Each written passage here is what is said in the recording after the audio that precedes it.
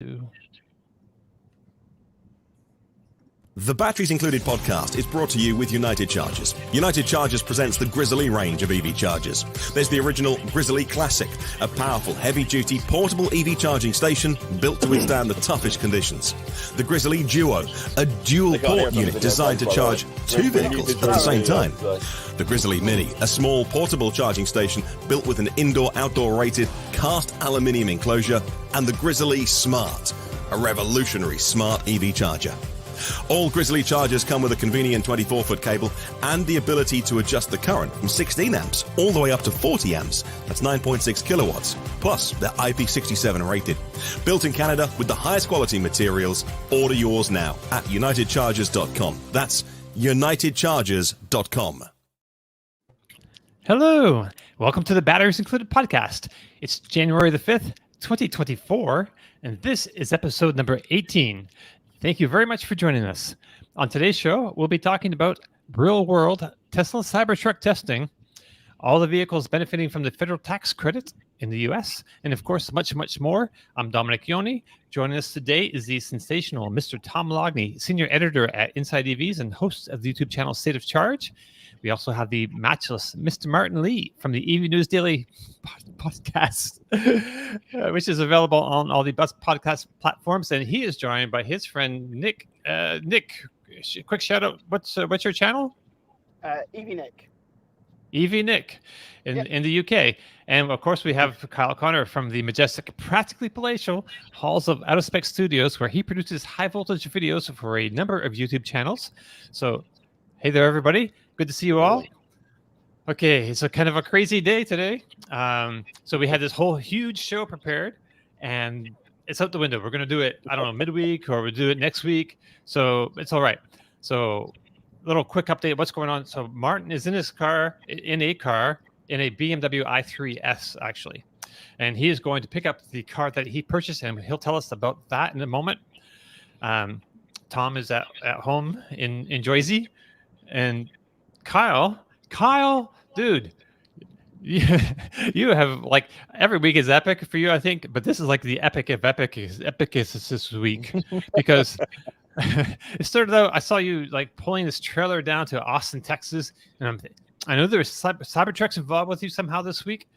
So I thought maybe somehow were going to bring a Cybertruck back to Colorado, but that's not what's happening at all. So you've basically been awake for the last 4 days, filming Cybertruck stuff, and it's causing a huge stir on the internet. And people, I don't know even where to start exactly. Maybe tell us, just give us a setup of where you found some trucks to look at, because you're the only one really, the independent of Tesla and any like bigger organization that has like actual hands-on real-world testing. You are the world's foremost expert right now on the Tesla Cybertruck, as far as I'm concerned. Like, I don't know about that, but I've driven the truck probably almost 1,000 miles now, and I have done so much with it. And all of the videos that everyone's waiting for on this computer, this hard drive cannot fail, that we are podcasting on right now. The thing is, we were working on such a compressed time frame in such unusual circumstances for us, because typically when we review a car, they come from an automaker. We either go to an event where we have a very sneak preview perhaps, and then they show up at our office in Colorado, and we have it for a week, 2 weeks, a month to run through leisurely all of the tests we need to do to make sure that we have everything dialed and filmed. And then with the Cybertruck, it's a bunch of owners in the Austin area, most of who actually work for Tesla, and are like, yeah, you can borrow this, use this. And then it's like, okay, well, let's get, we're only here for a couple of days. We got to go to CES this coming week. And it's like totally compressed time frames with, just full send. We have filmed a lot, not everything I wanted to be totally honest. Of course, I think we had like 20 videos we wanted to get to. Realistically, I think we got about 12 to 14 videos. Wow. Some on out of spec detailing, some on out of spec podcast, and most on out of spec reviews. That's where we did the range testing, the charging testing, efficiency runs, performance driving, city driving. We did a whole driving review that I wanted to put up an hour ago, but I'm only 30 minutes into the edit and I haven't even gotten to half the clips or more. So we're talking hours worth of content. And like people, if they don't want to watch long content, don't watch it. But seemingly people like it. Our longer videos always perform really well. We try to put everything possible in there to leave question out and make it as in-depth as we can. And it's not like, it's probably been one of the most stressful weeks just trying to cram everything in. I've been trying to get 1 or 2 hour bursts of sleep throughout the days here and there. But then when I do, I'm like, oh crap, we're missing this video because I have to sleep. I wish I could just like not sleep. So yeah, we're going full send. Yeah. So I watched the full 2 hour walk around video you did. I'm waiting for the moment when you got behind the wheel to try it. And that moment never arrived. So there's coming in another video. And so do you have a video already this morning or just coming out right after this? Oh, I don't even know if it'll come out right after this because we have our last of 5 Cybertrucks for only another 6 hours, 5 hours, something like that, before it has to be returned. And so I want to finish up. So we actually I forgot to film a lot of endings for videos, so I have a lot of cleanup work to do with this one. Mm-hmm. And also I want to do a door crush test. We're going to run to the grocery store and get some bananas and carrots and sausages. And because some of the edges are I know a guy who owns a Cybertruck here. I met him the other day who had to go to the hospital, get stitches because the car shredded and open. So I want to do a video on this to be just be slightly careful around this thing because I'm not saying it's a dangerous car. I just think it's worth a video testing it. I also have a Model X, which is notorious for crushing things to compare against. Okay. Kyle, one thing that I'm interested in the internet's been going crazy about your range test. Mm-hmm. And I've seen different numbers getting thrown out and everything. You haven't announced the final number of your range test, right? People are just speculating that. Is that correct? Because it seemed like you haven't really said how far the vehicle went yet. Yeah, the video hasn't been uploaded. I did do a live stream and intentionally left out the results because whenever I do the full video, I want it to have the explanation of this vehicle with the other vehicles we've tested with different environmental conditions such as elevation. And it's also not a range test we would ever consider to be comparable to the vehicles we run in Colorado because they're done at 5,000 feet of elevation difference where there's much less air density at Colorado. And we've learned over the years that these things make a significant difference to the range results. And so we will get a Cybertruck in Colorado to run as our benchmark range test. This was just a quick idea and a capacity test. I wanted to run the truck from full to when it stopped moving to see how many kilowatt hours I could pull out of the battery pack because that's an important figure to have. And out of all the electric trucks, it has the smallest battery pack. I think we all knew that going into it. Right. So, but can I just say up front, just a quick experience about Cybertruck, which is this is such a cool freaking rig. It's awesome. And it is so dangerous to drive it around not because of what you're thinking. It's dangerous to drive around because no one around you is paying attention to anything except you. So while we're pretty much safe, no one's crashing into us, everyone's almost crashing into everyone else. And we are in Austin, Texas, where this damn thing is built. Imagine bringing this to New York City or Miami or places that are not used to seeing such a thing. Wow, it must be crazy. So so many people have no idea what it is. So many people are just completely shocked by it. And only 1 or 2 people out of the hundreds now we've talked to has said they hated it in person. Oh, really? So the internet is not a representation of at least Austin, Texas's opinion, I've learned. Sure. Can I ask though, now that you spent 1,000 miles in the vehicle, for the robot voice, Robot Martin. It's no more. Sorry. Can you hear me okay now? Or am now, I breaking up still? We can hear you right now. Okay, cool. So, Kyle, you spent 1,000 miles on it. For the rest of the world, it's a curiosity and nothing more because no one's experienced with it. So what I really want to know from you is now that you've spent some time in it as a truck owner yourself, as someone experienced with truck culture, will it ever be more than just a curiosity? Or has it got a genuine chance of being a mainstream truck that US buyers will use for pleasure, for social, domestic, for work purposes? Or is it just like a cool thing like a DeLorean? At the moment, it's much more lifestyle than truck. Yeah. In my opinion. Right. And that's what I was interested in hearing Kyle's opinion on, also because I had the opportunity to get one soon. Oh. I had a couple people reach out to me, and they're ready to configure, and they wanted to know if I want to make some kind of deal with them, and there's a way I could make it work. So I'm deciding, should I do this or not? And I don't know if it's better for me to just rent one for a week or two and make some videos and drive it and just keep my Lightning, or is this something that I would genuinely prefer to drive over my Lightning, which, as you guys all know, I love. Right. So I don't know what to do. So I'm going to talk to Kyle privately about this once everything. As a matter of fact, I'm going to CES now, Kyle. I wasn't planning on it, but I'm going, so I'll see you out there. Maybe we'll have dinner or something. So I don't know. Should I pull? I don't have a lot of time to decide if I should put my order in and get it or not. So yeah, we'll we have received those offers as well. And my opinion is we will buy. I want a tri-motor one because it's just cool. So we'll wait for that. And I'm not going to take someone's order and like wait for it to come in. We're going to wait till someone has a truck and sell it to us. And from what I've heard is perhaps the penalty of selling, $50,000 fines or whatever it is may only apply to employees and not customer delivered units, is the rumor that I've been hearing. Right. I don't know how you could enforce that. there's no way Tesla's enforcing that. Everyone is a Tesla employee, by the way, who owns these trucks that I can find. Right. And I did hear there was some of them are acting as the company's PR representative. Some of them are posting it on Turo.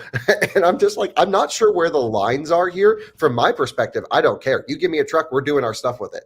You know, and we had a few employees reach out, I think I've mentioned it, that said, you can use our truck, but like, don't say this about it, or don't say that about it, or like, don't XYZ. And like, if they want to say, don't show my VIN or like take the license plate off, I don't care. That doesn't bother me. Right. Like, if you don't want your personal vehicle's identity shown, that's what we've been ultimately practicing with.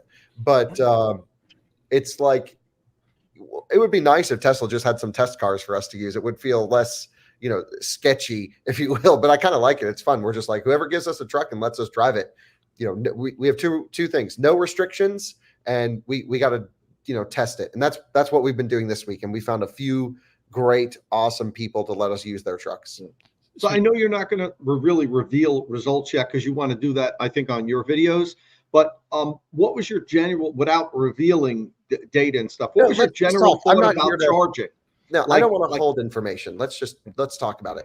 Yeah. Okay. Yeah. So we only have you for like 30 or 15, 20 minutes right now. So yeah, let's get into it. What have you learned about the Cybertruck that no one knew? Well, I think there was a lot of driving impressions that were either that we found about the truck that I had not heard before. Okay. And so those will all go into this next video, and especially like around town and on the highway. Around town is the best part about the Cybertruck, by the way. Driving it in an urban environment, it is so nimble, it is so agile, it is so wonderful. On the highway, it's a little noisier than you would expect, than I would expect. It's way noisier than Lightning, way noisier than Rivian, and not as smooth as Rivian. And so like lots of little things here. And in the performance category, it is unbelievable how stiff the chassis is. I mean, you really don't feel this thing flex at all. So that means the suspension can work, but then the ESP is like totally, over controlling on everything. And the steer by wire is very awkward in the canyons. And we showed it on camera. You can see like our inputs, we have to like do some weird stuff to get the truck to move. So these are all tuning topics. I also tested the steer by wire going like 40 or 50 miles an hour and just raking the steering wheel over. And the motors are powerful enough to just make the front wheels go. And so you actually, they spin so much faster than you could turn a traditional wheel that the truck doesn't even budge to the left or right. You just scrub tires. And so I have no question about the power of the steer by wire motors. That was my thing. I'm like, am I maxing these motors out mid corner? Like what's going on? Right. But no, they are unbelievably powerful to turn the wheels. So that's not an issue. So driving, is it enjoyable to drive? Yeah, it drives great. It's like the powertrain control is typical Tesla. It's amazing. And the one pedal driving, it's got a bottom hinged accelerator pedal, which I love. It's got a brake pedal that is not brake by wire. It seems just like all the other Teslas. So someone who had tested it said it was brake by wire. It's not. That's a physical connected brake pedal that gets squishy when you get the brakes hot, as we have tested.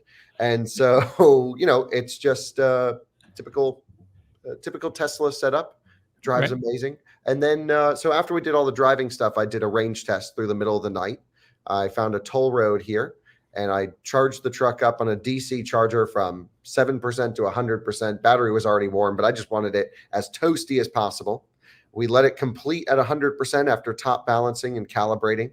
And I drove it all the way to 0%, and I pulled 124 kilowatt hours out of it. Had a big red message on the screen that said stop, pull over. Vehicle, all the warning faults came up, completely freaking out, blah, blah, blah. I'll see if I can actually find maybe even what that looks like to show you guys. Hey, while you're doing that, Martin, what's you're set up in a showroom there real quick. What's behind you? Well, this isn't an EV. That's okay. But you're on your way to pick up a car, though, right? Yeah, it's outside, but I can show you that when Kyle's done. I don't want to take up Kyle's time. No, let's see. Okay. You sure? Yeah, he's looking something up right now. I don't know. Okay. We'll spin you around. We can talk more about it in a bit. What? Can I do back camera?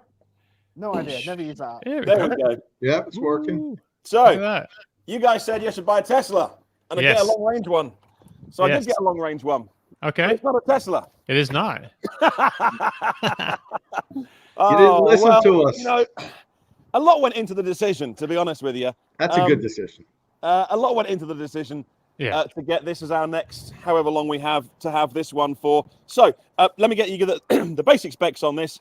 It's the dual motor launch edition of this. So it's got the Pilot pack and the Plus pack, but it's not the performance. Now I looked at performance. This should be running on 19s. It looks about right. Got some work to do on the wheels here. That's okay because I got a freaking bargain. This was the cheapest Polestar on sale in the UK at the point we got it.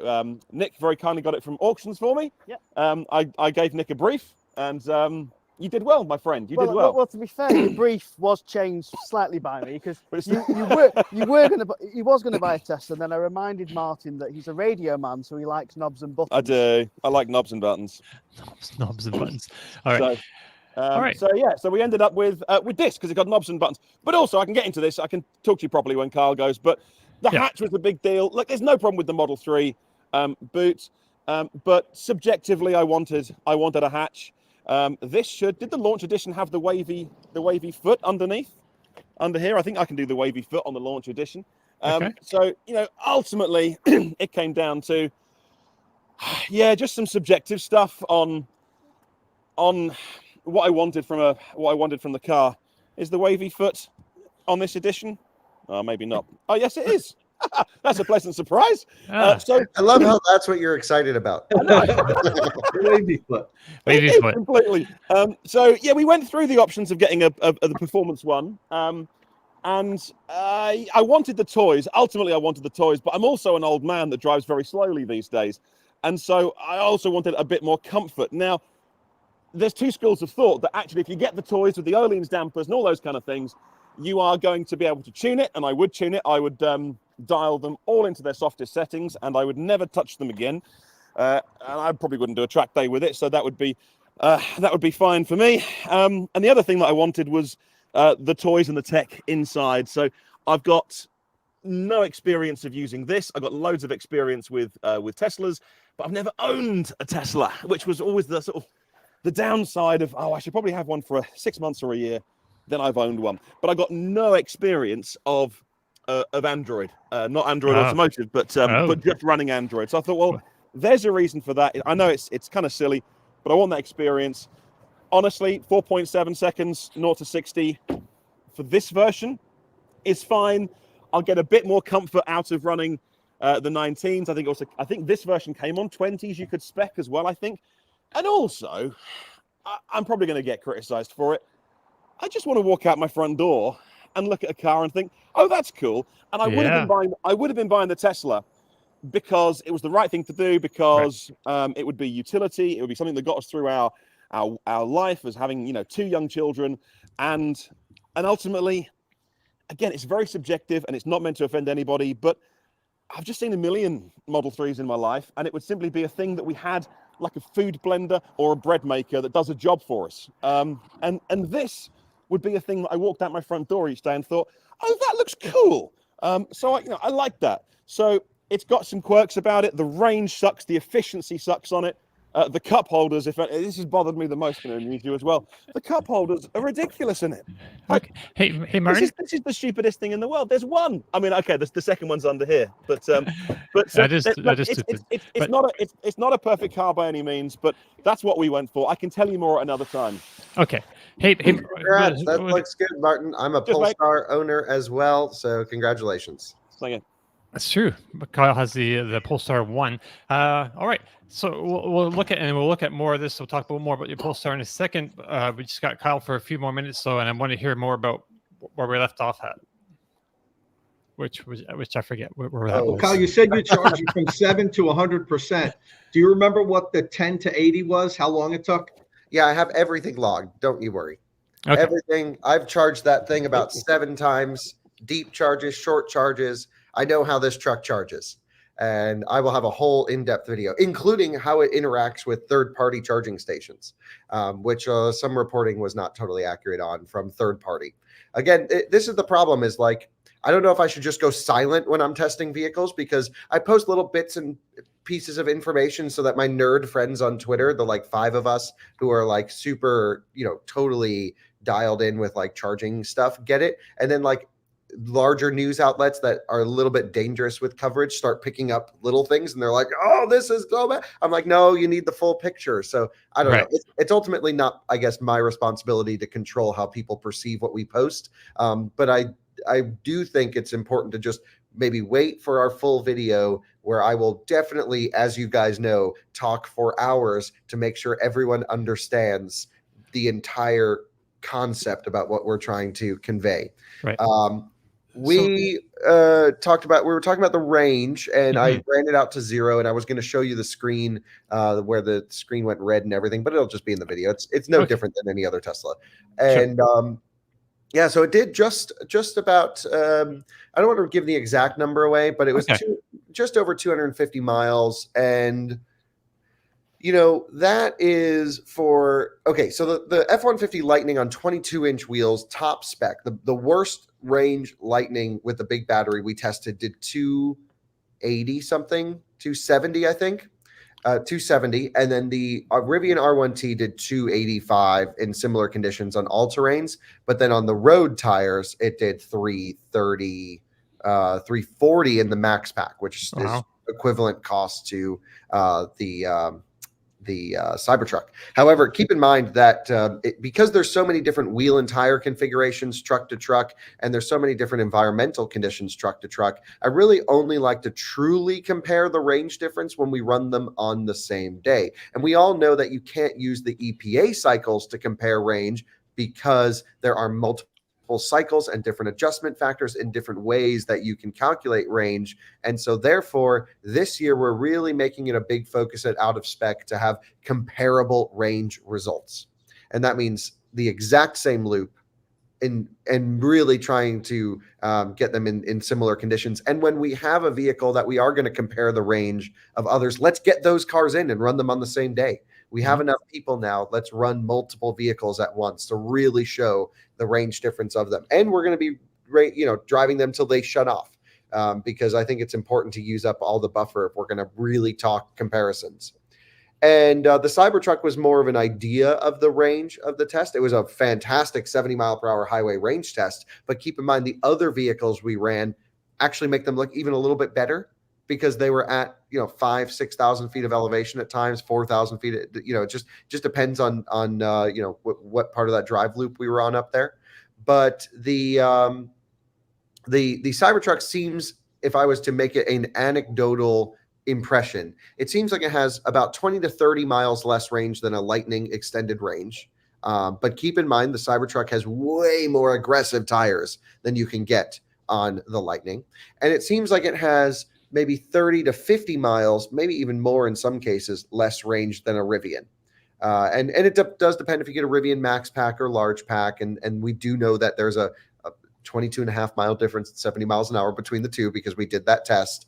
But these are the considerations to go for.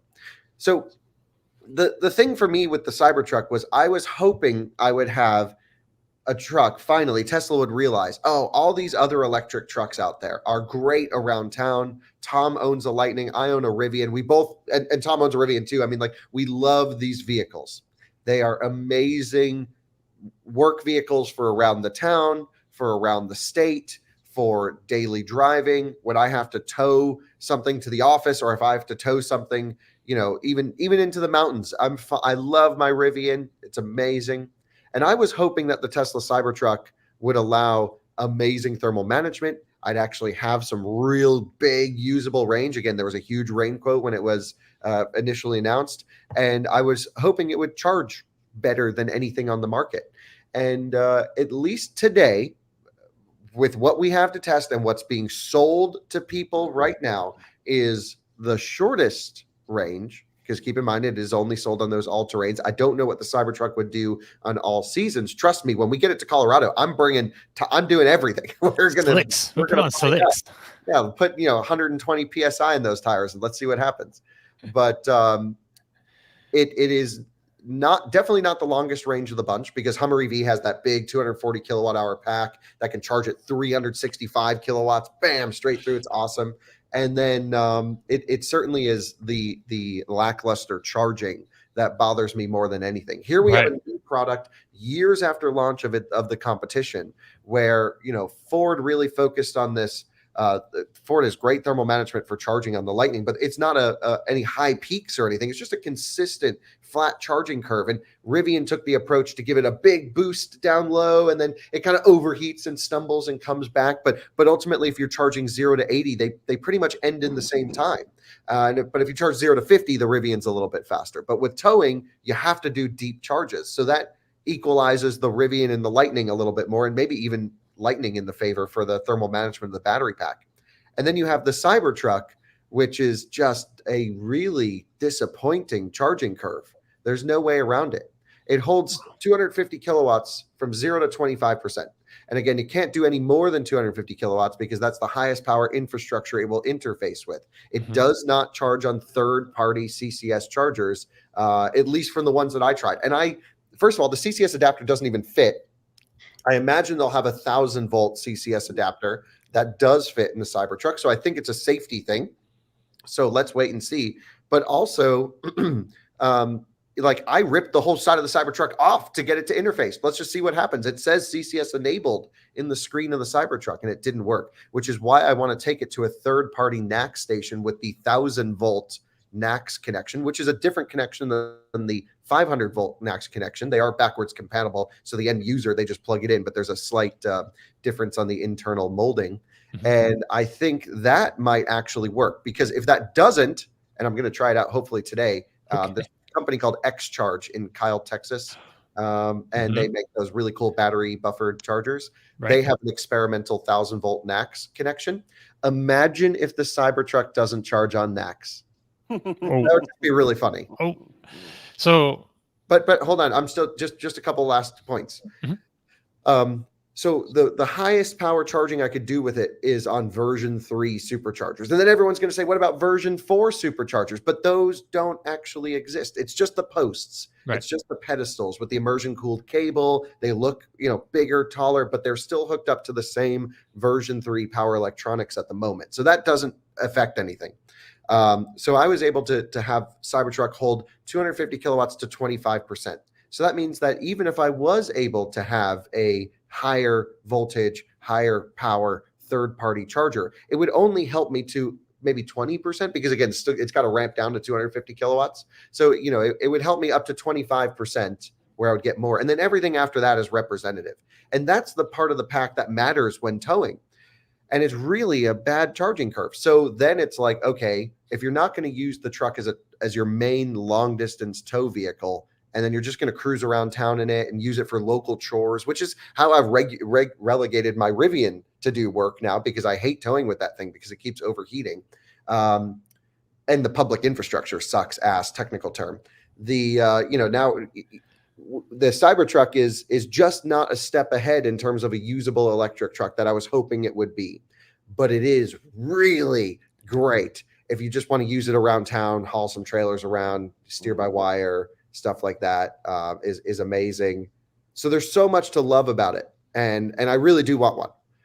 But it doesn't.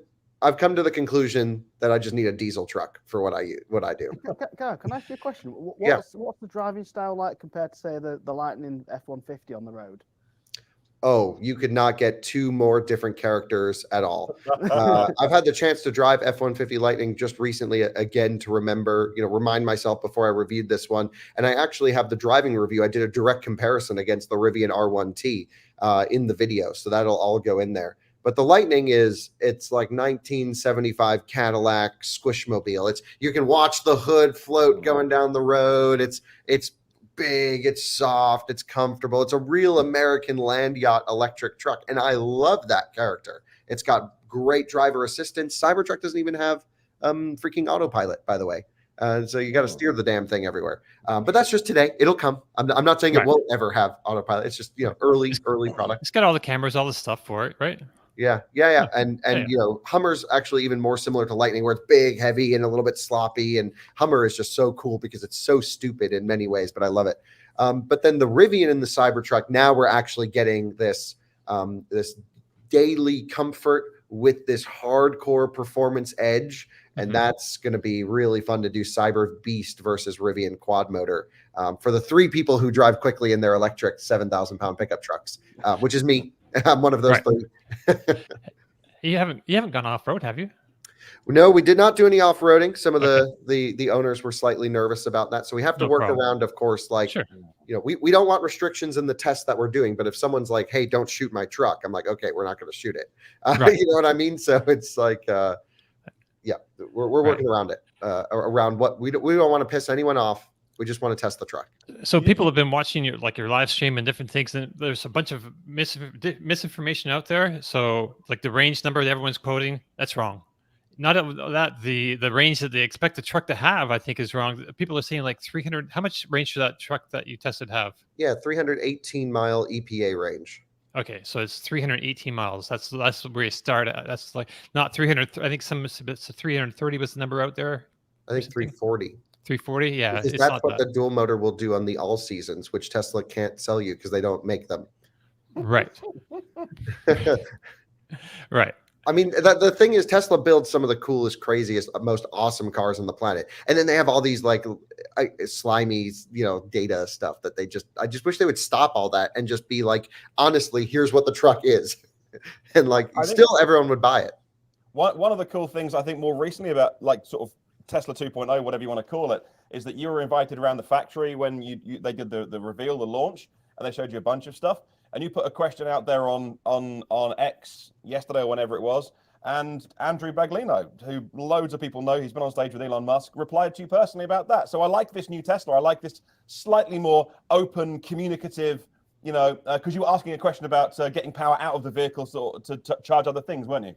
Yeah. Just either this morning or last night, Drew was commenting on some of our coverage. I tagged him as I don't know. I'm not one to be like, Elon, what do you think about this? So I'm like, all right, let me go to the actual engineers, and tagged Drew, who I think he is just so cool. And I really appreciate his openness with us. And so he was like, because right now the Cybertruck has all these power ports on it, like Lightning does. And I ran 9.1 kilowatts continuous output yesterday, charging our Model X that we brought down. But what's weird is if you plug the Cybertruck into AC or DC, all the outlets shut off. Which is like when I want to charge my laptop because I'm working on a supercharger. Right. And so that will be coming in it all uses the same power conversion system.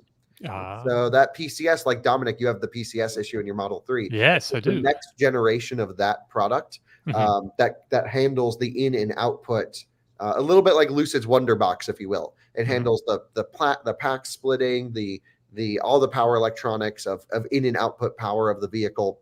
And while it's charging, it's doing something else. So it's not like it has all this power conversion capability. All the power switching happens in those boxes right there. Yeah, basically. But Drew said that there will be some overhead, and we'll get, I think, almost 4 or 5 kilowatt output while charging in the future. And I think that's reasonable. Yeah. That's what you need. All right. Let's see. What else do we need to know before we let you go? Well, yeah, I mean, I think, really the driving impression video is the next one to go up. That's the one that I really want everyone to watch. And after that, we'll do the highway range test, which I live streamed, but don't watch, just wait for the video. It'll be a couple of days. And that will be a shorter video, typical highway range test. I wanted to do a 10% challenge, but the weather was so bad, I literally couldn't drive in the fog, and now it's pouring rain. So no testing in the rain, because I don't want to make the truck have lower numbers than it should. Right. And you said you're not there to make the truck look bad. You're not there to make the truck look good. You're there to do testing and see what what happens, basically. Yeah. Ultimately, my opinion shouldn't affect, someone's buying decision. I can share my opinion on certain things, but I want to make sure everyone gets the facts about the truck and how it works. And while I might love something, other people might hate it, or vice versa. And that's cool. I don't, that's why there's multiple vehicles people can choose. The biggest takeaways of the truck, though, are the software is awesome.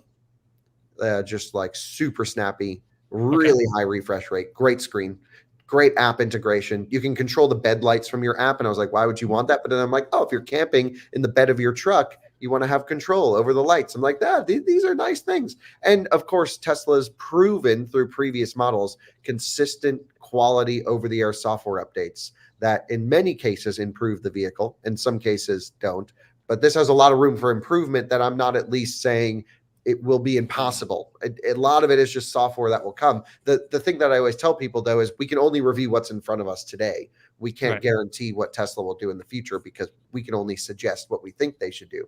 The driving review, please watch that. It's a long one. I really want people to understand what we look for when we evaluate the driving performance of an electric vehicle. It's very in-depth, just like our walk-around, maybe even more in-depth, talking about chassis feel, ESP calibration, brake pedal calibration, throttle modulation. Steer-by-wire was a huge focus in every category. And then after that, we are just going to do some answering everyone's questions. We have one of our colleagues, Ryan's, going through all the video comments and seeing what are the most popular questions. We've shot half the video answering a lot of things that we left out of the existing coverage. And then all the towing, hauling, and off-road we did not get to this trip. And also the comparisons, other than the Rivian comparison of lining all the trucks up, we did not get to this trip. Apparently, there's another truck in El Paso that we can use for some towing stuff. So I may hit that on the way out to CES. But a lot of this is just flying by the seat of our pants and just, saying, oh, someone's got a truck, blast there and use it until, basically we can't. All right. One thing I noticed that you posted pictures, or Colton posted pictures of the tonneau cover leaking. How bad was that? Did a decent amount of water get in the back, or we're going to find out. We're going to a car wash. I'm going to go lay in the bed through the car wash and see how wet I get. Of course you would. I mean, how else would you test the tonneau leakage factor? I don't know. Yeah, because I saw you. I mean, in one video, it seemed to work really well. At least, like going in, out. Although I did see a truck yesterday that was broken. Oh, really? Mm-hmm. Okay. Well. But yeah, I would agree. It seems much more robust than the Rivian tonneau cover. Right. At least the initial, the Rivian, they really have a new tonneau, right? Yes, and I have that going on my truck. It was supposed to be yesterday. Sorry, Rivian. That's the second service appointment I missed. All right. Martin, Tom, you have any more Cybertruck questions? No, I mean, I'm sure we'll be hitting up Kyle in the coming weeks on all this stuff. So I know he's got to run. Boston I got to go finish filming this truck. It's not as much content as I wanted to get for everyone, but it still has been nonstop work for 4 days. So it's as much as we could cram in. Yeah, you haven't slept. Like I could hear you. I talked to you last night after midnight here, and I thought you were drunk, but you were just really tired. You're slurring your words and like, are you drinking bourbon and partying in Austin? But no, you're like, deep into sleeplessness. Yeah, I was trying to edit this video last night to get up, our driving impression video. But right after our call, I fell asleep. And so I woke up to Final Cut Pro in my face. Oh no. All good. It's all fun. Love it. So I'll see you guys later. I got to go film this truck and get everything done. So y'all enjoy the show. Thanks for having. Thanks for bringing me on for the half hour. Thank you for coming on. I really appreciate it, and have fun. And we can't wait to see these videos, man. I've been watching them all, and I know, but that stresses me out. Stop asking when the next videos are coming, because well, trust me, I want to show you. I want them just as much as you want them. Yeah, they'll come when they come. That's fine. Yeah, no pressure over here at least. But like all right. All right. We'll see you soon, and we'll talk about okay. Bye. Okay, bye-bye. Right, so we're supposed to, this episode, like I think I mentioned at the beginning, we're going to talk about all the new vehicles coming in 2024, and there are a lot of them. And but at the last minute, we had, we said we got all this Cybertruck real world testing that we need to talk about. And then Martin has gone to pick up his car, and so we're just trying to get everything coordinated. We're going to do, I think, we'll either do it next Friday, all the cars coming in 2024, and our impressions about them. And there's some great cars coming. There's a ton of them, and there's some. And my mind's been changed and a bunch of stuff. Like going through the list and looking at the specs of everything. Or we may do a midweek special. I don't know. We haven't talked to anybody about this yet, but we'll see. Anyway. But today, Martin and Nick, you're standing there in the showroom. Are we keeping you from going back? What's going on there? Yeah, no, I mean, we're here for the show, and after we finish, we'll do some other stuff around the new car, and then I'm going to drive home about 5 hours home tonight. So that's looking forward to charging it for the first time. Going to find a few different chargers. I really want to arrive with a low state of charge, as you always do, to see what it can do. But I think it'll be a series of little mini top-ups just to sort of plug it into various different things and have a lurk. I think if you take more than one charge, I'd be disappointed in you. I know. It's only about 250 miles home, which I think is around WLTP for that. Maybe it's a bit, maybe it's late 20s. Real world, the Polestar, like the Volvo, is not strong. Now look, the new ones, the new ones are out. So I bought the launch spec and a 70 plate. So it was registered in December 3 years ago, hence why it was cheap, by the way. But Nick really did find me a very, very good value one that was going through the auction. It took a while to find a straight one that we liked the look of, didn't we? There was a couple. There was one we saw that had a battery fault on. We're like, we're not going to take that on. Yeah, there was a battery fault one, which they couldn't really say. I didn't really want to take the risk under Polestar warranty in case someone's... You don't know if... Cause with auction cars, you don't know if someone's damaged the casing at the bottom, in which case Polestar would refuse the warranty. Or it could be there was an actual fault that Polestar would fix, but I didn't want to take the risk. So Martin made me get up on Boxing Day to buy this auction in the middle of Christmas. This is true. The one day my 2-year-old son decided to have a lie-in. So Nick very kindly was up first thing, online bidding for me, and we finally got one that I was really, really happy with. So it was a spec that I wanted. Wouldn't have minded the toys of the performance pack, but ultimately would never have used them. I wanted to play with it because it's the chassis. I think the chassis is also tuned slightly differently than the long range dual motor. But what was important was the plus pack and the pilot pack. And then, okay, I can live without the fancy dampers and stuff like that. So yeah, going to get super interested in how this charges because it has since been improved. So now this charges 150 kilowatts and is okay up to about half state of charge. The new ones are much better and they'll charge at 200 or 205, I think. So back when this was out, there was no single motor, which then became front wheel drive, then rear wheel drive. There was no small battery. So this was the only one out. So 78 kilowatt hour, gross 75 usable. And it was just the perfect, just the perfect spec for us. And also finances plays a big part of it as well. We bought the Kona a year ago, 18 months ago, when prices were pretty strong at £34,000. Yeah. And genuinely, I did okay for selling it for 21. So, there aren't many things in life you can do. Like, you can buy computers or consoles or TVs. Not too much loses you more than £1,000 a month. And that was on a Kona. But 21 was genuinely like the reasonable price. It was pretty low mileage. It was my dad. You guys know the story that when I lost my dad, I I thought I'd take on his car as a thing to do. And in the end, it actually wasn't the right thing to do because I didn't enjoy driving it, funnily enough. But that's a whole different story. I love the Kona, but I didn't love being in Dad's car, which is a weird thing. Different topic. I'll move on. So I thought I've got to change this, and so also that played a fact into it, like losing 13 grand in a year on what was a used car at the time when I bought it. And so all the Teslas that I wanted. So what I wanted was a Model 3 long range, made between 2022 March, because they're made in China, the ones we get, March, because then they put the new battery pack in, so slightly bigger, 4 kilowatt hours more in that one, up to about September of that year when they removed the ultrasonics.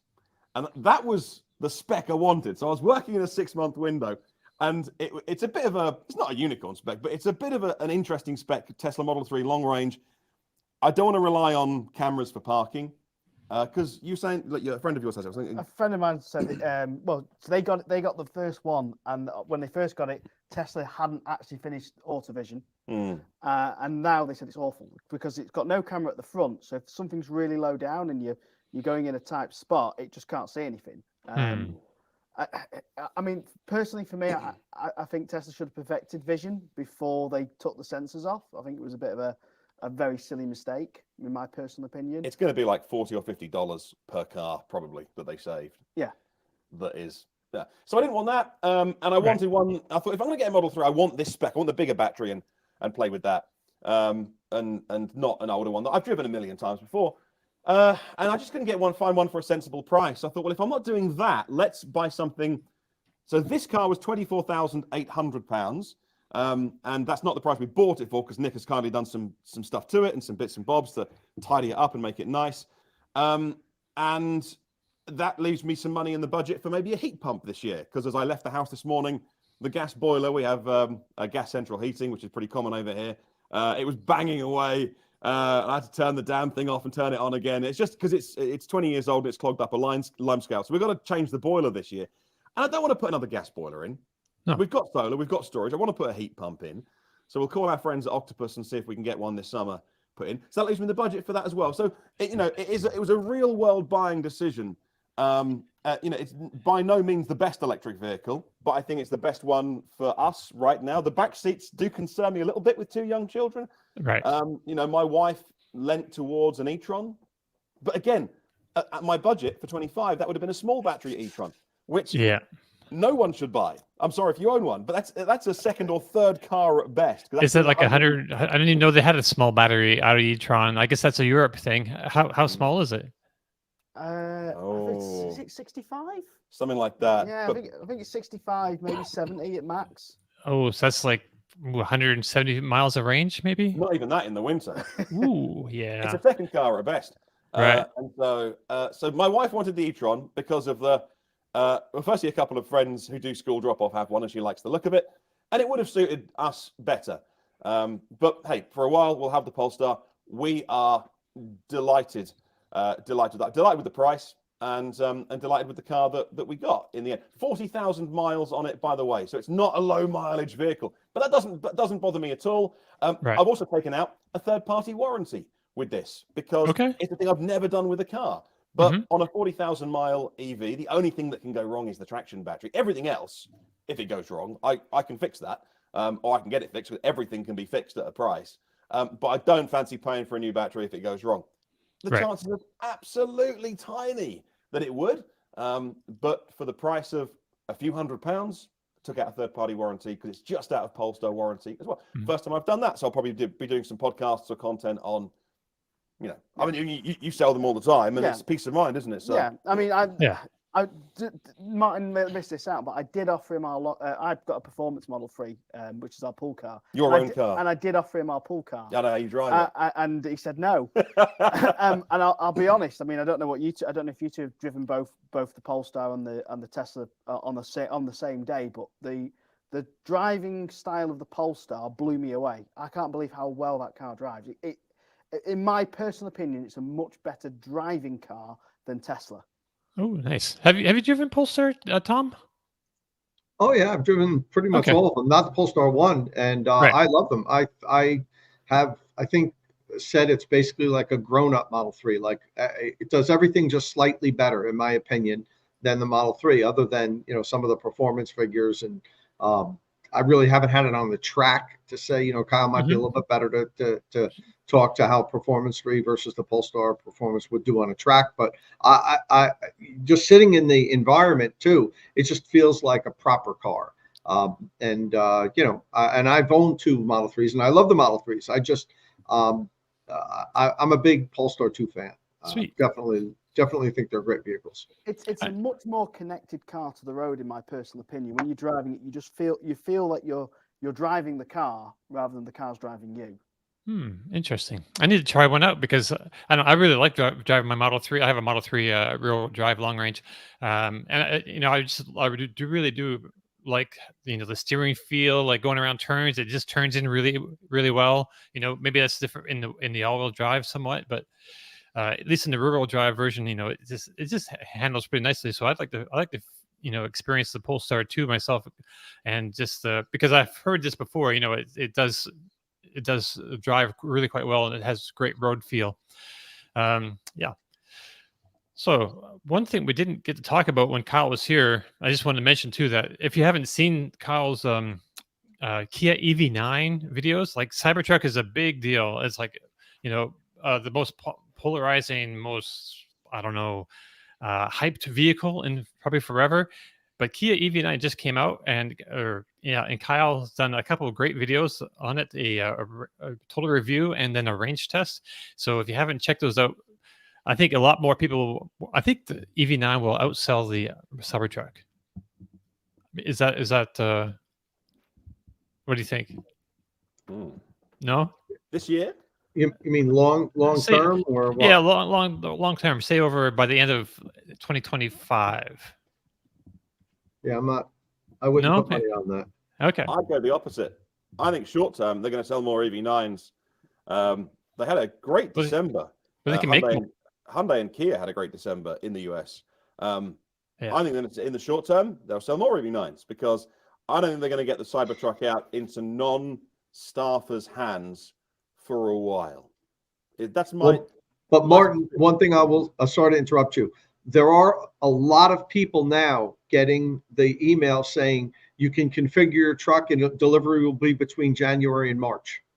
Wow. So I know personally 6 or 7 people that have got the emails, because they forward it to me. Look, I'm configuring. I'll have it by March. So, and those are just regular people. So that might not be correct. They might be scaling up faster than we all thought they would.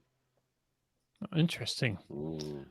And there's a bunch of other cars coming too in that EV9 sort of 3-row SUV. There's VF9 is coming, which VinFast. I don't think that's going to outsell the Kia right now, but the Hyundai 7 should be out as well, and that's very similar to the EV6. And some people might prefer the styling of that. I'm sure it's probably a very similar kind of experience, but it's a very similar vehicle, at least functionally.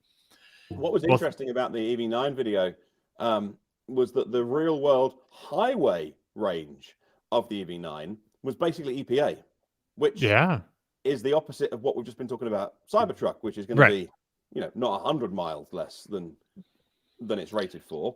Hey, by the way, Cybertruck, that's not EPA rated yet, is it? That's Tesla figures. That's right. There's no, it's not on the EPA site yet, at least. We have the EPA documents, but they don't really give us like the real world final result range number. You don't have the EPA test to sell a car in the US, right? So you can opt out of it for a period of time, or a certain amount of numbers or sales figures or something. You don't have to do it. Yeah, it's up to the EPA. They have all the data there, so it's up to the EPA to publish it. So, I mean, but back to the Kia EV9, fantastic efficiency, considering it's a brick. And I think there was some headwind on that highway range test as well. To do basically EPA, it's amazing. What a vehicle. Stunning. Okay, so see, this episode is a little loosey-goosey. So I'm not trying to figure out what we should talk about next, but I think we want to talk about all the cars that are coming, that are getting the tax credit in whole or in part. But also, Tom, you did have a Charger review out this week, and I kind of wanted to get your thoughts on how that went as well. I know not everyone's like as geeky as we are about home charger units, but this is I don't know. Tell us about this thing, the Autel Maxi Charger Lite 50 amp EV charger. Yeah. So and I put out a video on the tax credits too, which we could talk about also. Yeah. But yeah, I put out last week. I thought we talked about the show last week. Did we? Maybe not. The Autel sent me their new Maxi Charger Lite, because they have the Maxi Charger Elite, which has like a plexiglass screen on the front that is like a faux screen. It doesn't do anything. If you get the commercial version of the Maxi Charger Elite, it has a functional touchscreen. But that's like $1,000. Very few people have that. Most people have the one that's just a plastic screen. So if you see this one, the top of the unit there is just the plastic case. It doesn't have like that faux screen, and they call it the Maxi Charger Lite. It costs like $40 less, I think, than the Elite. But they're the same units. That's one of the things that I don't love about Autel. They have all these basically it's the same charger with all the same hardware and all the same options, but they have like 4 different colors. They have the Elite, they have the Lite, they have it with the integrated charge connector, with the remote charge connector holster. And I've had a lot of my followers reach out to me, and they're like, there's so many different versions of this. I don't know which one. Tell me the one I should buy. And they're really all the same. And it's just, Autel should make it easier and just have like one unit, one the way it looks, and maybe offer an optional remote connector holster. That it's basically all the same. When they first launched it, the Elite had some options that the Lite didn't, but then I guess to streamline manufacturing, they just put all the options in the Lite. So all the Autel chargers basically have the same ability to power share, to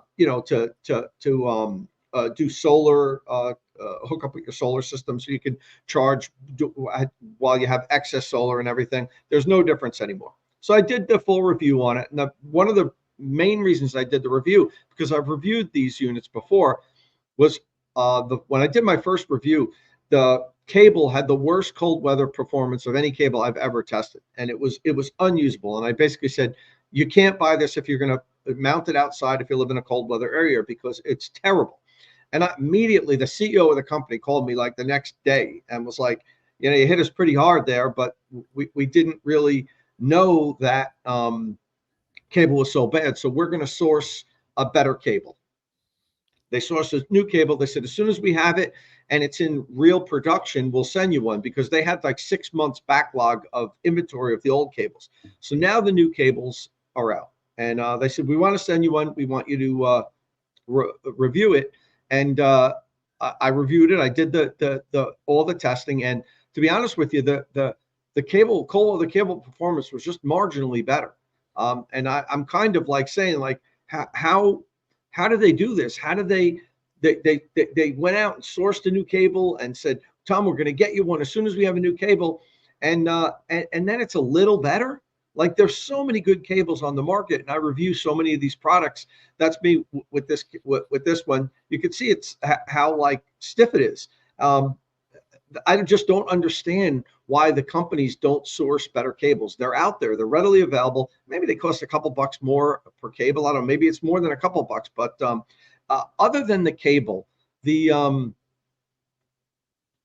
charger did very well. It scored very high in my charger rater. It ticked all the boxes, and it's on my recommended list. It's definitely, it might even make my list of top 5 chargers for 2024. I'm going to be doing that video soon, because it has tons of features. So Autel, whether you get the Lite and save a few dollars, or the Elite and you get that plastic, that last screen that you just had up, Dom, shows like both of them on the wall right before the charger rater, because I did a comparison between the see that right there, the charger, the one to my left has that black screen.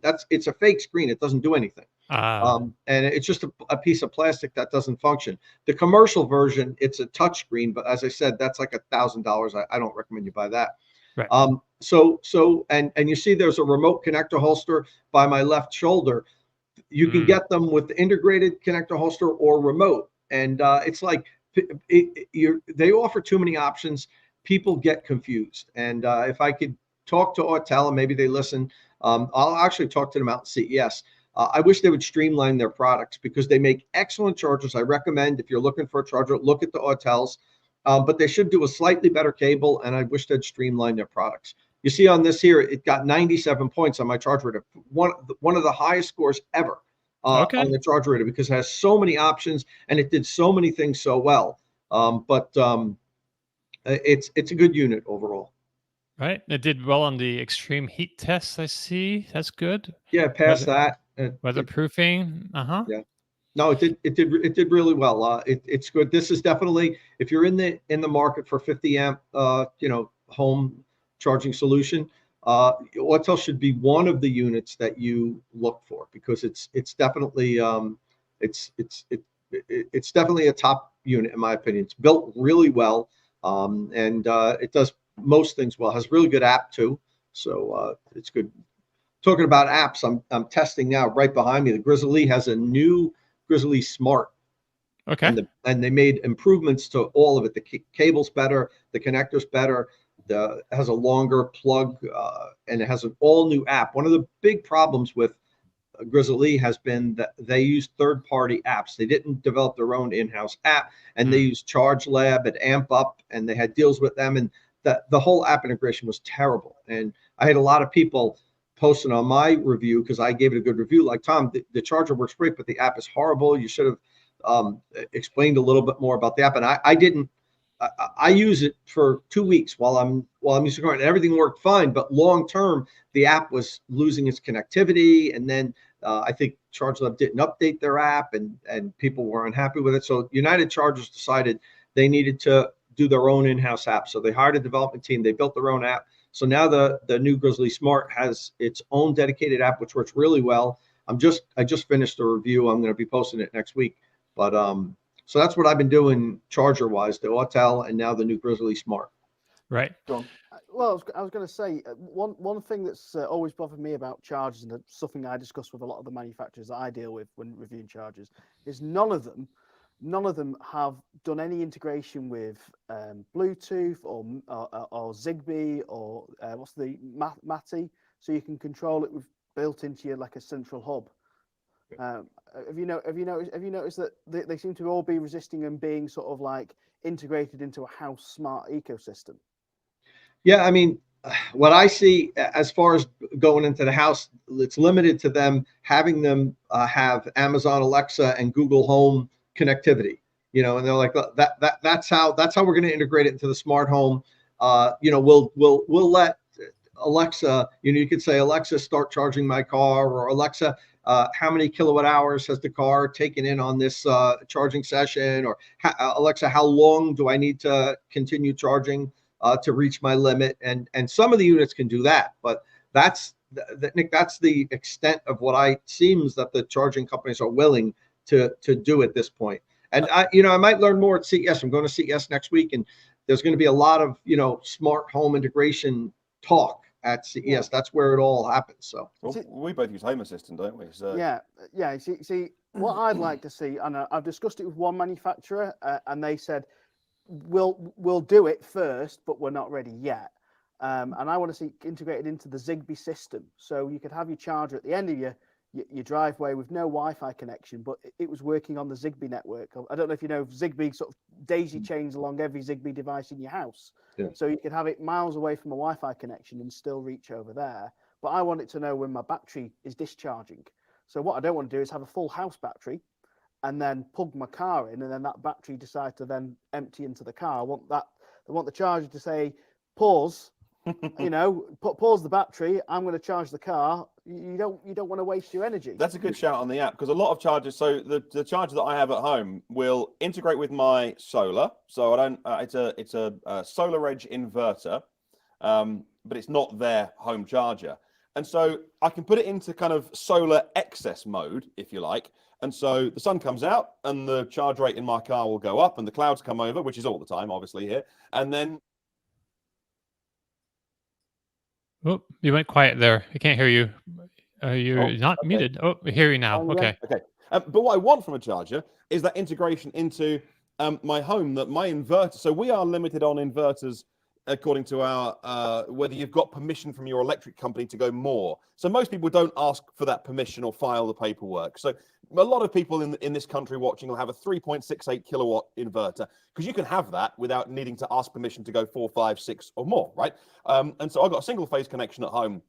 And so if I go over 3.68 kilowatts draw, no matter how much in my battery or sunshine or whatever, I'm going to start pulling from the grid, which costs me money. Now, it's a little bit more nuanced because I've got a Solar Edge battery, which will charge at 5 kilowatts. And so any excess solar can go into the battery. But anyway, most people can't. So yeah, what I want from home charge is a lot more integration into smart homes and things like that, to know that actually, if I put the kettle on to make a cup of tea, stop the car charging because I've hit my limit, don't draw from the grid. And then when you've got some excess, start charging again, not just the solar stuff. So I think there's a lot of work to do with the software around EV chargers that, the hardware is it's not always brilliant, but the software experience and smart home integration is probably a real opportunity that if one of them gets it right and does it brilliantly, they could get a bit of a sort of march on everybody else. Right. I think some of the companies, Martin, are waiting for some sort of standardization in this, so that they know which direction to go in. They don't want to dump a ton of money into building something out, and then like a year or two later, there's a different standard that now their system is obsolete and it won't integrate with equipment from other companies and other inverters and other smart panels. I hear a lot of that there's all of this is going to happen, but we need some kind of direction to know. We don't want to build out have our charger developed that will do this, and then a standard comes out that goes in conflict with what we've poured all this R&D into. And maybe it's a good one for the comment section as well. But Tom, what do you want to see in a good modern app? So what do you want to be able to do from an app, from your sofa, rather than walking out to the garage and pushing buttons on? What's an essential app these days for a charger? So what I'm a data geek, so I love when the chargers have really good data. A lot of people don't even know how much their EV costs them to run. They just, you knew with your gas cars exactly how much you pay because you're paying for it. But with EVs, that cost is blended into your home. So, I mean, it's a real simple thing, and a lot of them do this, Martin. But one of the things I love is when you can enter how much you pay for your electricity. And some of them actually, when you put in your zip code, automatically populate local electricity rates. So, when I loaded up the Grizzly's new smart, it automatically it was correct with my local. I don't know if it was just still by luck or if they have that built in that it goes by your zip code. So and they give nice monthly totals. So every month you can view a report, you can print it, and see exactly how much it's costing you for your electric. I mean, that's a simple one, Mark, but that's what I like. And I love to get more integrated as far as time of use with different electricity rates and how you can manipulate and even possibly change the charging speed depending on how much you're paying per kilowatt hour. Like you don't have to necessarily just, like, let's say your time of use starts at midnight, but you've got a big battery EV and it won't fully charge if you start charging at midnight to 6 a.m. You could set it so that when you come home and plug in at 7 o'clock, it starts charging at a low rate. So you're getting some power in there, but then at midnight, it jumps up to the full charging rate and you're pouring in that power into the battery pack. And even with the bidirectional chargers now, I want them to be able to integrate with your on-site energy store or your home and be able to do energy arbitrage. And that's all going to be controlled in the vehicle, but also in the app. So I know I rambled a little bit there, but there's a lot that these companies can do. And somebody posted about Wallbox. Wallbox Polestar Plus is a smart charger, and Wallbox is working on a lot of future things along the lines of what we're talking about. They're one of the companies that are kind of on the edge, really working on smart home integration. But again, when I talk to a lot of these companies, when I talked to Autel's previous CEO, John Thomas, last year, he was just like, there's so much we want to do, but we're waiting for industry standards to be set because we're going to pour in a few $1 million into developing this stuff. Then it will work. It will be in conflict with what everybody else's equipment is. So I think we're being held up by industry developing standards for communication with smart homes. It's a good shout from Real EV in the comments as well. Like, why can't we just have the app show us the state of charge on the car all the time? Why do you have to have a car as good as a Tesla? Because most other apps aren't as good as that from most of the OEMs. To know how full our car is on the charging app, not having another app for the car. And like, why do I go to a DC fast charge when it'll tell me? Well, I know the answer to that, but somebody might think, well, hang on a minute, that charger will tell me when I plug it in that I've got 20% left, but I go at home and it won't tell me that. And so all of that kind of stuff, it would be so good to have a richer experience with charging. Some good comments actually coming in. So some of the chargers here in the UK, you can put the API login data for your Tesla or whatever car you've got, and it will kind of integrate it into the app. It'll know what the car's charging's on. So it'll know the car's, say, 20% charge, and if you say you want 80% charge, it will stop the charger at 80% and knows how to ramp up. But I mean, I don't know if Tom agrees with me here, but I think probably in the next 2 years, we're not going to AC chargers are kind of going to go away. We're going to see more vehicle to grid using CCS or North American charging standard over there, and I think we're going to see more vehicle to grid systems where that data is going to be pulled directly from the car's CAN bus straight into the charger. Yeah, that will be. I don't know how soon, but that's definitely in the future. It's just right now with the CCS, the J1772 protocol that we use here in the US, the charger doesn't know the state of charge of the vehicle. It can't get that information. So you can't use it. You have to use the vehicle's native app to know what your state of charge is. The charger doesn't know it. It can't get it through the J1772 connector. Right. Hey, are y'all ready to talk about some tax credit cars? This might not take too long, but we don't have a whole lot of time either. So, sure. I made a video this week on my Drive Electric with Dominic YouTube channel, just throwing out all the EVs that qualify for. Let me just pull that up there for the tax credit now, because it's every year that it changes what's allowed, what vehicles. What do you call the metrics? Kind of change. It has to be. The percentages go up of the amount of components that need to be, domestically sourced, or the battery components need to be assembled in the U.S., or the minerals need to be sourced. So that goes up every year very aggressively. Right. Mostly, it's I believe the minerals in the battery actually, and where it's all about the battery basically. Now, especially now. I mean, the first year it was we got inception happening here. I'm in two places at once. I can't help that. Yeah, but everything's changing. So last year we had a bunch of vehicles eligible for it, and this year we don't. And so I made a video about it, and then Tom, you made a video about it as well. And so, and you got a lot more views on yours, which is fine, but I'm not jealous at all, ever. Let me see if I pull this up. The viewers like my haircut better, Dom. That could be. I know. I look like I don't know what I'm talking about. All this stuff going on, but yeah. So I don't have the list actually pulled up here to show you right off, but I don't know how you want to do this. Do you have it handy there? So I don't know a list. I don't have it handy that I could share. I have in my video, I had a bunch of different screens. I didn't put them all on one screen. I listed the Chevy. I mean, I know what they are pretty much. Right.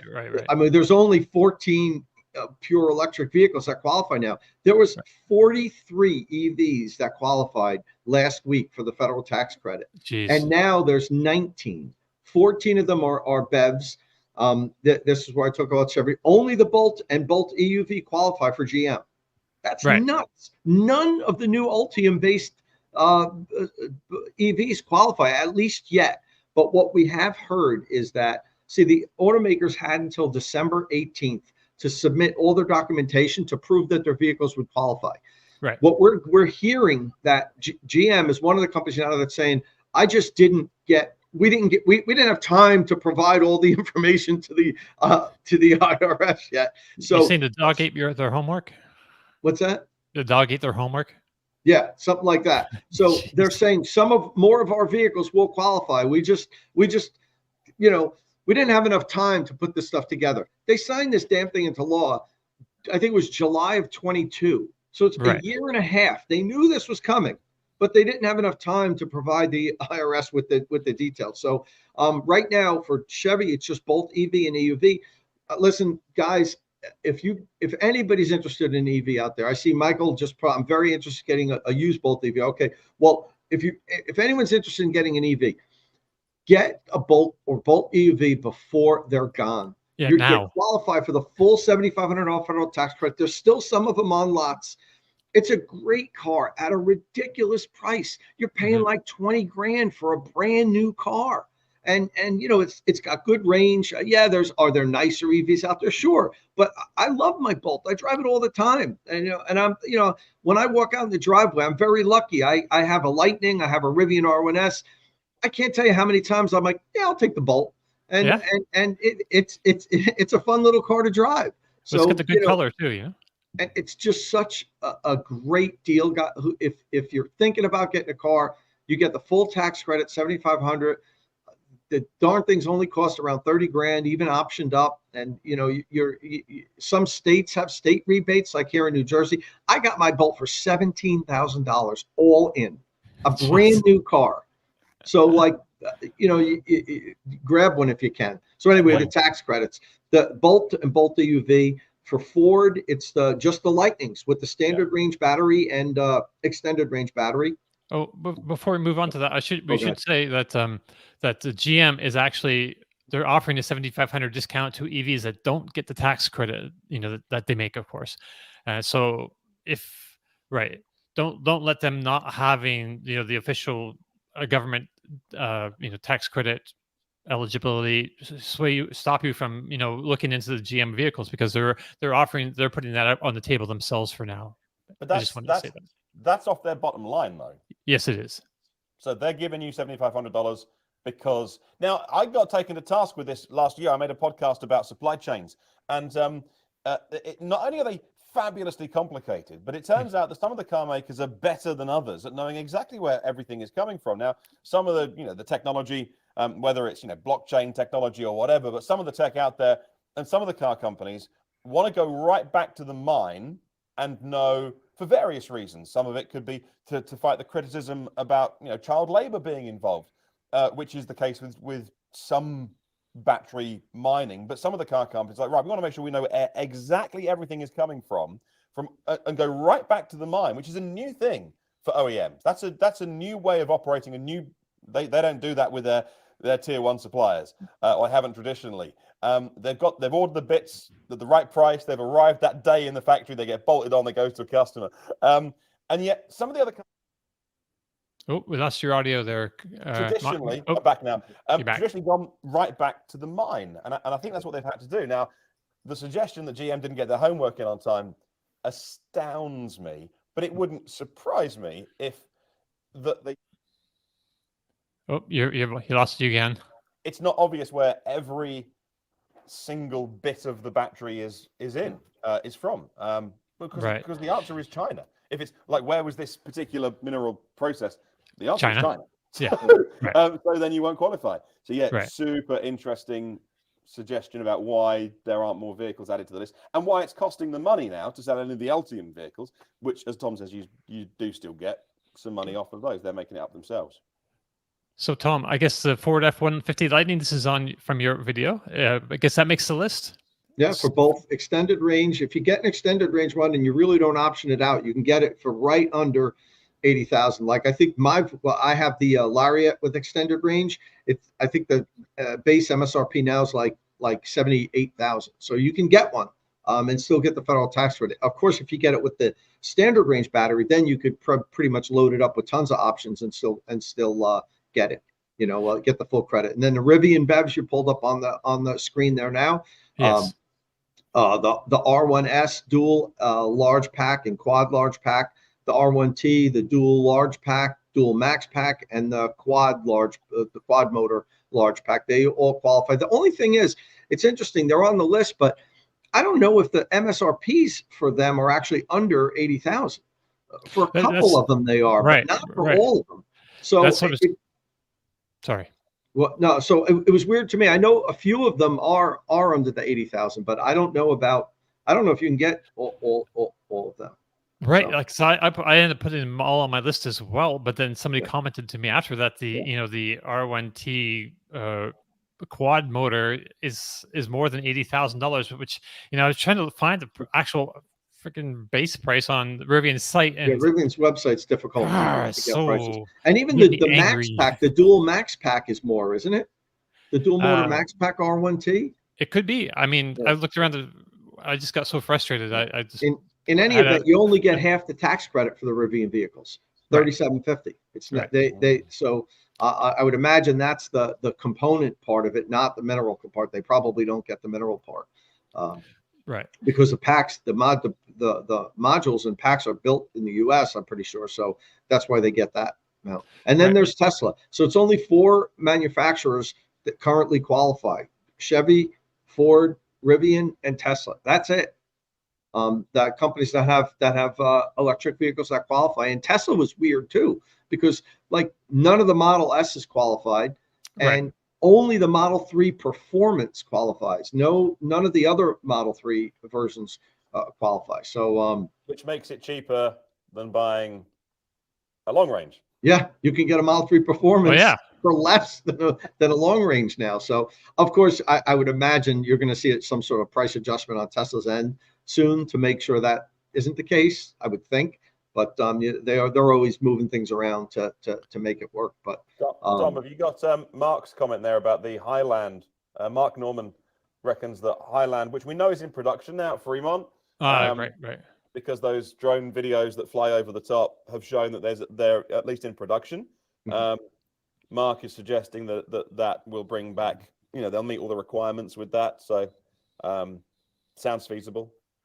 Yeah. Right. Yeah, I'm curious to see what's going on with Highland in Fremont. I heard there was rumors that they're testing it on the sly out there in California. I've seen the spy shots online. There's a few of them flying around, I think, now on public roads.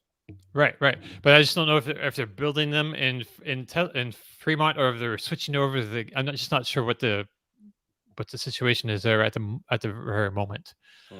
Yeah, but if you want a Model 3, the Performance is the one that gets the $7,500 off right now. So it's kind of the move if you can deal with like the slightly shorter range than the long range, but it's not that big a difference. And Model 3 Performance is pretty fun. And what's going to happen? We assume that as the year goes on, cars are going to get added to this. Yes. Cars will qualify. So what I'm going to try to do is keep updating this video and publishing a new video with the latest information. So if you do happen to go to State of Charge and you look at the video, do a tax credit search and make sure you're reviewing the most up-to-date video on this, because I would imagine I'm going to be updating this. And then Dom just pulled up 5 plug-in hybrids qualify.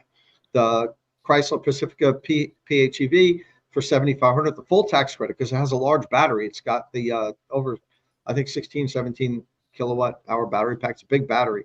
The Ford Escape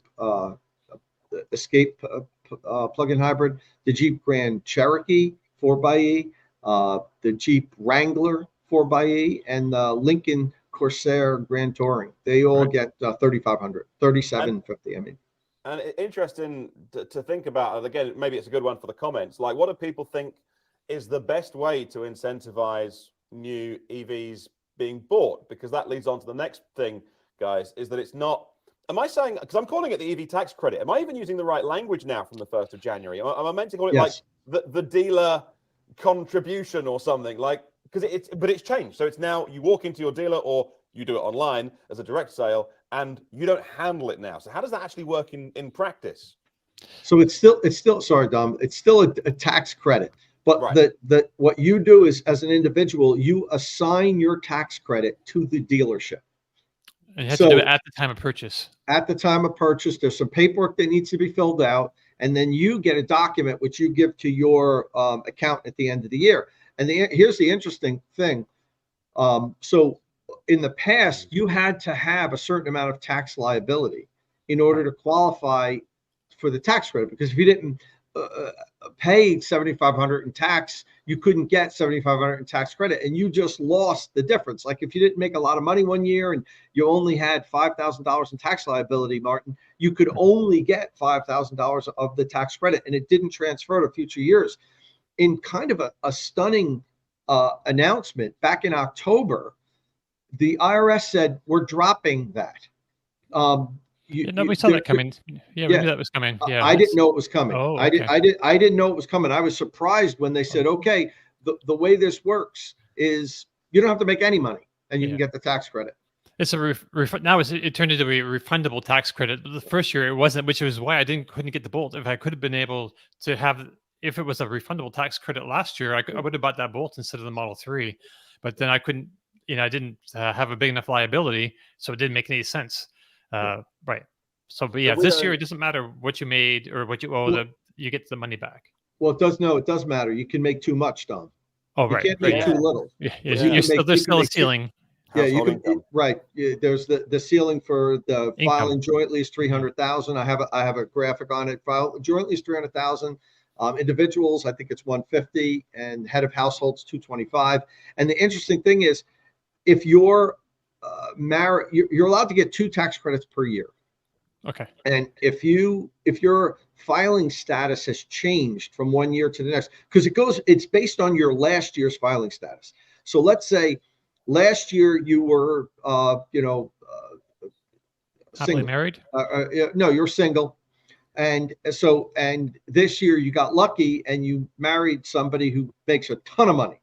And now you're not qualified because during this tax year, your filing status has changed.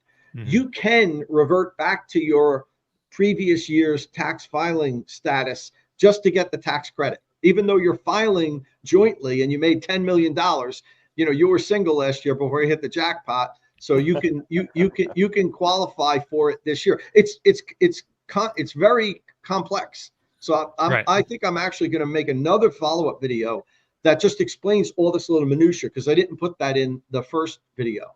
Right. And there's a lot of people asking questions in my video, like, about tax status and stuff. So I got to do some research, and I think I'm going to put out another video. Right on. All right. So we looked at in a little bit of time. So there's 2 Chevys that they don't make anymore that are going to be flying off the lots for the next couple of months. There's Ford F-150 Lightning that's got then there's the Rivians that are 80,000 or below. And that's it, right? For all the EVs, pure EVs. Yeah, and the Teslas that we mentioned. Oh, right, so and the Tesla. There's 14 pure EVs on the list now. You could almost take the 2 off because the Bolt and Bolt EUV, they're done production. They're going to be gone off lots in a month or so. So 12 all electric cars qualify for the federal tax credit. Now, here's the big qualification on that. They all qualify if you lease it. Thank you for mentioning that. So it's like, but then you're stuck leasing it, and I don't know. Yeah, right. Exactly. It doesn't work for a lot of people because of their mileage limits. And there's sometimes they insist on like a $3,000, $4,000 down, and people might not have that sitting around to throw out a car. You lease it with the full intention of purchasing it when the 3-year lease is up. Before you lease whatever you do, Dom, you factor that all in, and you just you negotiate the buyout now, and you have it done, and that's it. You lease it and just buy it. Just curious, if GM are discounting the cars at the moment, the ones that don't qualify by the same amount, when they finally do qualify, do you think they'll also then discount the cars again? Because if they've got the margin in them now, why wouldn't they have the margin in them then? They'll drop that. Yeah, definitely. Yeah, they'll take that money back as soon as they possibly can. As soon as it can qualify. They're only doing it to give you a faux tax credit, to have their vehicles on a level playing field, I guess. Yeah, they need to be competitive, because the tax credit, this legislation was just badly done. It doesn't do what it's supposed to do for us. It does things on the commercial side as far as like mineral sourcing and getting production and processing going in the United States. It does that part pretty well. I think there's a lot of money being invested in that rate in the States now, but it doesn't give the consumers, especially lower middle class consumers who need who need this kind of help to to go electric, it doesn't help them. It's just the same thing happened over here, Don. What was it? What did ours used to be called? We don't have anything now, by the way. It's all gone. So I think when it first came, it was $7,500. Then it went to $5,000, And it was the PICG, the plug-in car plug-in grant. car grant, yeah. And it was pure electrics only, and it was given off all new cars. There was no other restrictions. It was just applied to all new cars and electric vans. In fact, I think there's still someone would probably know. I think there's still one for electric vans over here. Okay, so that was Leafs, Zoes, and Tesla Model S's. And so what happened over here was obviously the price of a Leaf and a Zoe was inflated by $7,500 because, well, why wouldn't you? Which they wasn't price parity with a small family car. And then people who were earning good money, or people that did the Tesla stretch and got a Tesla, were getting money off the car. And that wasn't an ideal solution either. And that got reduced and reduced. I bought one of my Zoes, I think, when it was like $3,500 off or something like that. Ooh. And I said at the time, I don't need it. I'll take it every day of the week. But if $3,500 was the difference between buying the car and not buying the car, drive a diesel car for half the price and live within your means and save up and say, man, one day, like my dream, like there's lots of things I'd like to do. Like I mentioned earlier, I'd like a heat pump at home. I'd like a second battery, like more solar. And so I didn't need it, but I took it. And so over here, a lot of people got it when they didn't. It becomes a moral argument, I know, and I'll stand on that side of it. I will say they didn't. They would have bought that Tesla with $7,500 off or not. But if it's on offer, no one's ever going to turn it down and go, hey, UK government, stick it in your Christmas pot and have a beer on me. No one ever says that. So I don't know. And again, maybe it's one for the comments. I'd love to know people. I'd love to get people's thoughts and pick people's brains. Like what is the best incentive, starting from, I guess, one extreme of you shouldn't interfere with markets and let the market decide. That's one way of doing it. Pros and cons to that. But if you want to promote a new technology that is ultimately beneficial because, you're getting yourself off of, in theory, Chinese technology. That's the whole Biden plan.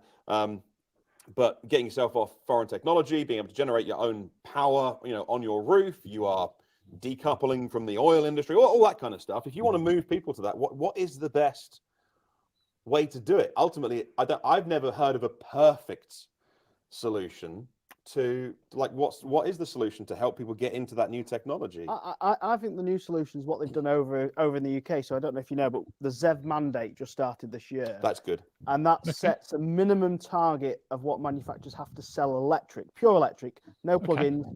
And it's 25% of every car they sell has to be electric, 25%. Otherwise, they pay 15 grand fine per car over. I thought it was 18. Or was it 18 grand? So yeah, it's of their fleet of sales. So if you are Range Rover, you're screwed.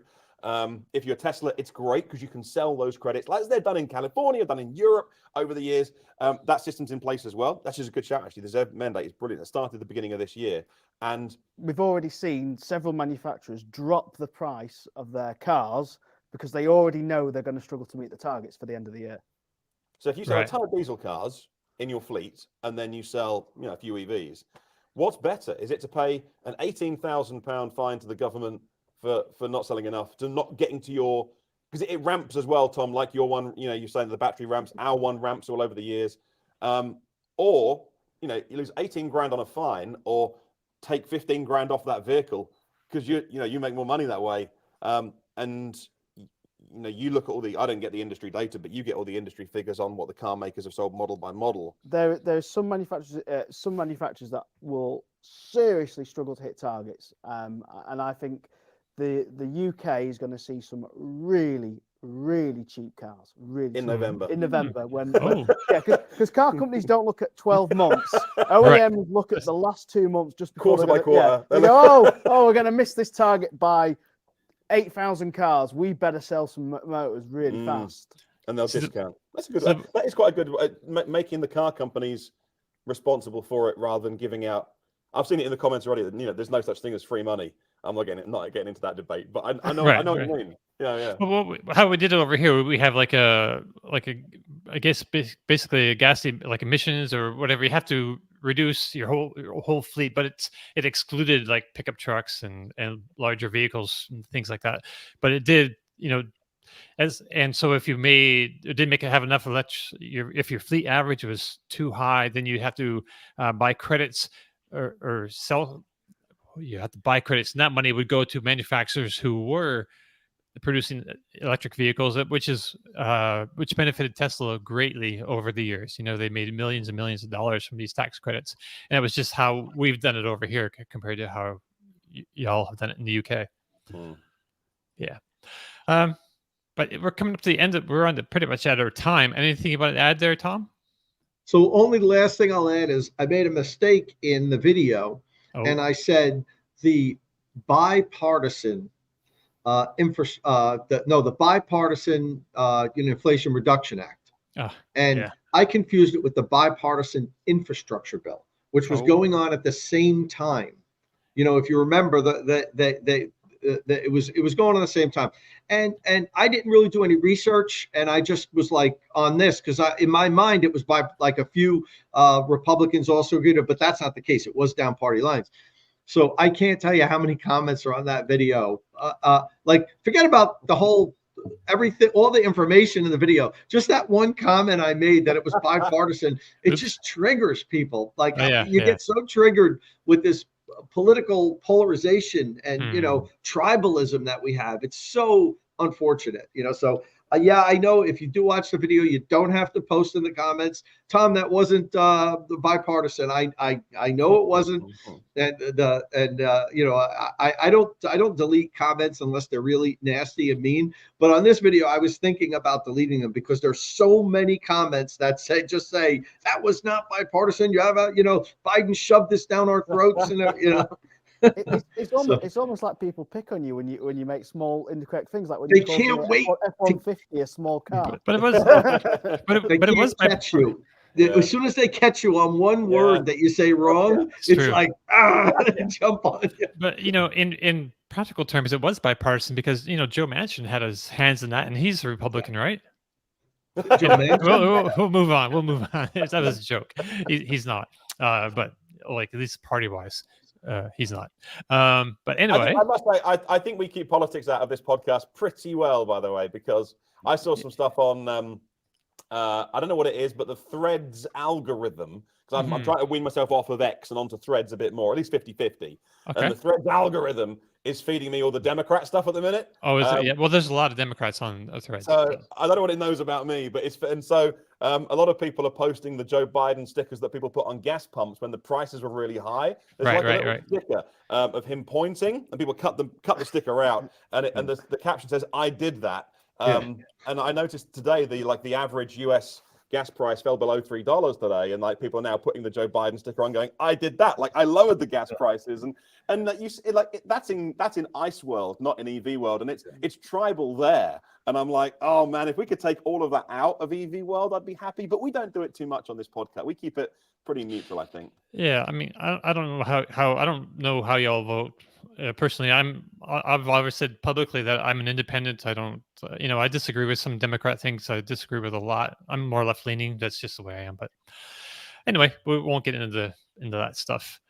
But yeah, I think we should probably call it an episode. And if you have any questions or comments, leave them below. If you want to get in touch with us, we're on all the social media platforms.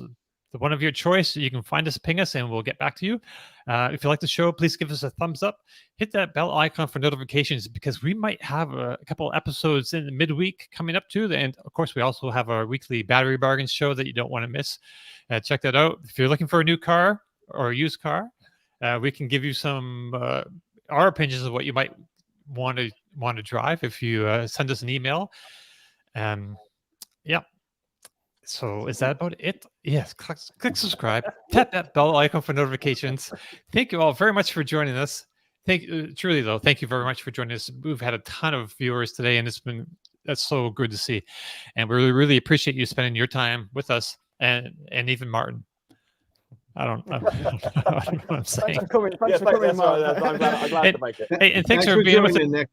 Yeah, thanks for joining us, Nick. Maybe we should have you on sometime and hear your opinions on some cars. So you know a lot of EVs over there too, right? Yeah. I sell EV. I mean, what Nick does. yeah, I've been in the car trade all my life. My dad's been in the car trade since he was 15, and he's almost 70 now. So is this your showroom then? Yeah. This is our showroom. So well, what's that right behind you? Just can I ask? This showroom's currently full of ice because my dad just took all the EVs outside. Okay. But I've got Zoe's in. I've got Tesla Model 3 Performance. I had a Polestar. Yes, but I've taken it off his hands. But I first bought a Zoe because I used to watch Nick's videos because Nick got into sort of, I think, YouTubing really with the Zoe. Was your first one, probably? Yeah, 2015. So. I used to watch his Zoe videos, and then I bought 2 Zoes after watching, like, Nick would make like tips and tricks videos that we all like take for granted these days. But YouTube wasn't like that 8 years ago. So yeah, you've sold a few Zoes over the years. I've sold a lot of Zoes. I've got big electric vans in at the moment. So yeah, but I also do a lot what Tom does. What me and Tom do about. Oh, your volume went off. Yeah, your mic. Oh. I think something that me and Tom do is one thing that people always do is they always recommend the product they've got. And I think taking away a charger, giving a charger review is something that's going to be on your wall in your house for 5, 10, plus years. Wow. And a lot of people don't spend a lot of time considering it. I think it's a really important work to talk about stuff like that. Yeah. Right on. All right. So I guess we'll let you all go and have a great week. And we'll see you then. Before then, we'll see you sometime by Tuesday at least with battery bargains, and maybe we'll see. Well, yeah. Well, I don't know what I'm even saying anymore. Tom, why don't you tell us? Thank you. All right. Now we'll hit this thing here, make it all official. Boom.